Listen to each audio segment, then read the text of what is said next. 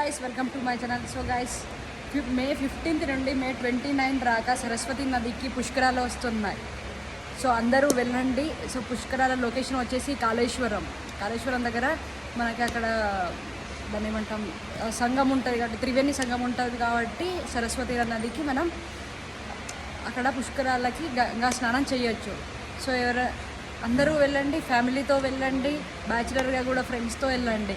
So అక్కడ actually అది మా ఇంటి పక్కనే, మాకు 8 kilometers పక్కనే. సో ఎవరన్నా అక్కడికి వస్తే చెప్పండి, నేను కూడా అక్కడనే ఉంటాను. సో కలుద్దాం. సో మరీ చెప్తున్నాను, ఇప్పుడు సరస్వతి నదికి పుష్కరాలు కాళేశ్వరం. సో అక్కడికి వెళ్ళాక మీకు అక్కడ ప్రతి శివ టెంపుల్లో ఓన్లీ 1 లింగమే ఉంటుంది, కానీ కాళేశ్వరంలో మాత్రం 2 లింగాలు, 2 శివలింగాలు ఒకే దగ్గర ఉంటాయి.